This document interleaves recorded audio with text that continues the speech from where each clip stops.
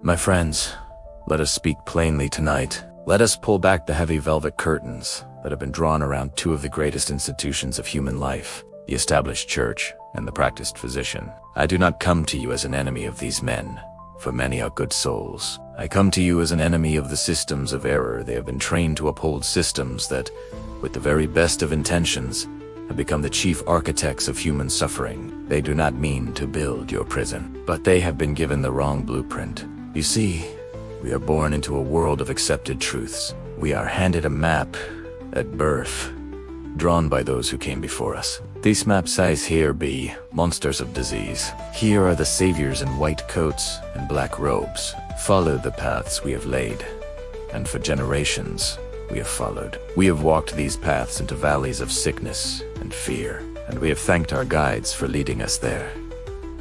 Let me tell you of my own awakening. In my early days, when I practiced mesmerism, I was visited by the learned men of medicine to observe it. They took notes. They were baffled when symptoms relieved without lancet or leech, and their conclusion was not. Perhaps there is a principle here we do not understand. Their conclusion was, this is not science. This is trickery. Why? Because it did not fit their map. It challenged the very legend of their chart. They would rather declare a continent empty than redraw a single line. This is the first great error of traditional medicine. It is a science of matter, blind to the scientist. It studies the body as a corpse, a mechanism, a collection of tubes and humors. It names the shadow and believes it has captured the substance. A man comes with a pain in his side. The physician palpates. He ponders. Ah, he says, it is an inflammation of the liver. He has given a name to the effect, but he has never once asked, what thought, what grief, what silent fury has been eating at your liver? What bitter pill of resentment have you been unable to swallow? He gives you medicine. Sometimes it works. And here is the subtle, dangerous truth. It often works because you believe it will. You have faith in his learning, in his bottle, in his title. Your mind, expecting relief, begins to quiet the storm it itself created. But the credit is given to the chemical, not to the belief. So the error is reinforced. You are taught to have faith in the cure outside, and in the disease as a real, solid, merciless thing inside you. You are taught to worship at the altar of your own ailment, and to pay the priest-physician for intercession. This creates a perfect, terrible cycle. You feel a sensation. You fear it. You run to authority. Authority confirms your fear with a solemn name. Now, armed with this dreadful title, your fear multiplies. Your body, obedient to this intensified fear, produces more vivid symptoms.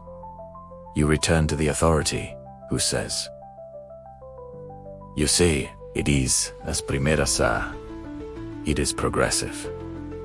And he gives a stronger dose. You believe in that dose, or you believe in the progression. Either way, your belief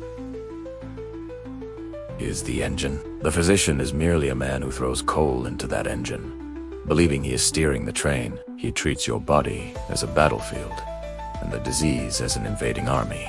He uses poisons to fight poisons. He cuts away the branches, but never questions the roots that draw their nourishment from the dark soil of your mind. Is it any wonder that so often, when one army is defeated, another rises in a different form? The general has won a battle against a phantom, while the true enemy, the error in the citizen's own heart, goes unaddressed. And what of his remedies? They are violent interrogations of the flesh. What hurts? He asks the body. Here, says the body, and he attacks that very spot. But the body was not lying. It was reporting. It was sending a telegram from the mind, saying, there is trouble here. There is pressure here. There is a belief festering here. Attacking the messenger does not solve the crisis in the capital. Now, let us turn to the other great pillar. Organized religion. Oh, this is a more delicate matter, for it deals not with the body, but with the soul. And a soul in error is a soul in torment. You go to your minister, heavy with suffering. You ask, why has God allowed this to happen to me? And what is the answer you are so often given? It is a tapestry woven with threads of guilt and fear. It is God's will, a trial of your faith, a punishment for your sins, a mysterious cross to bear. My friends, I tell you with all the conviction of my being, this is the greatest slander ever uttered against the divine. To believe that infinite love, that perfect wisdom, would deliberately inflict agony upon its own creation to teach it a lesson. This is not God. This is the projection of a vengeful king, a petty Tyranta, reflection of man's own ignorance, dressed in holy robes. This teaching does not heal. It infects the spirit with a sickness more profound than any bodily ailment. It plants the seeds of self-loathing, of terror, of a profound sense of abandonment. If God is the source of your cancer, then where can you turn? To whom can you pray? You are taught to kneel and beg for mercy from the very hand that holds the whip. This separates you from the source of all health. It makes God a distant, frightening judge, and you a helpless, guilty prisoner awaiting sentence. This religious error creates the very soil in which physical disease grows lush and strong. What is a belief in original sin but a diagnosis of a congenital, spiritual disease? What is the fear of eternal damnation but a fever of the soul? The body, ever the faithful mirror, will reflect this inner terror as palpitations, as a sinking heart, as a paralysis of will. The church, like the hospital, deals in effects. It sees the sin, the suffering, the moral failure. It prescribes prayer, penance, ritual of the spiritual equivalents of pills and poultices. It tries to wash the stain from the garment, but does not ask who poured the ink or why.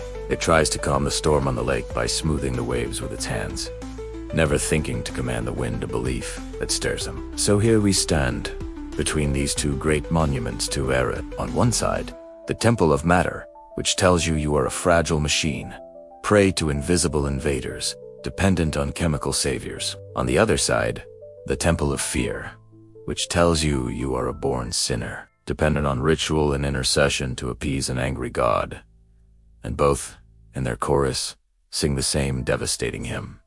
You are separate. Separate from your own body's wisdom. Separate from the healing power of your own mind. Separate from the divine intelligence. That is your very life. They have made you a beggar at two doors. A beggar for health from the doctor. A beggar for salvation from the priest. And a beggar's posture is one of weakness, of lack, of dependence. Can a man in such a posture ever truly stand in health?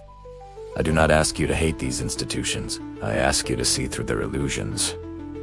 The physician is not evil. He is a prisoner of his own education, a slave to the map he was given. The clergyman is not wicked. He is a guardian of a tomb he mistakes for a treasury. They are both symptoms of the same great human error.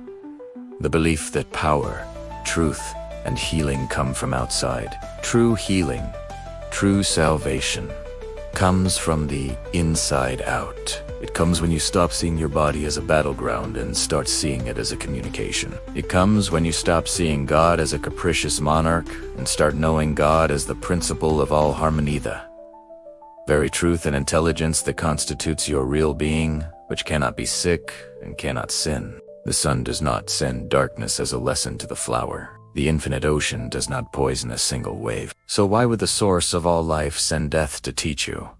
It would not. Eat, dos, not. You have been taught to blame the sun for the shadow your own body casts. Your Tascawa great work is to withdraw your faith from these outer systems of error, not with anger, but with understanding. To stop financing your own imprisonment. When a symptom arises, do not run to give it a name and a solid form. Ask it, what thought are you? What fear do you represent? When a thought of guilt or divine punishment arises, challenge it. Does perfect love inspire terror? Does infinite intelligence need my suffering? This is the revolution. Not in the streets, but in the quiet of your own understanding. It is to become your own authority. Not by ego, but by alignment with the one true authority, the spiritual truth that needs no intercession, for it is your own substance. We have been like children, trusting the signposts that lead us in circles. It is time to learn to navigate by the stars themselves. The starlight is within you. It is your own reason, your own intuition, your own connection to the divine. That is the only physician you need.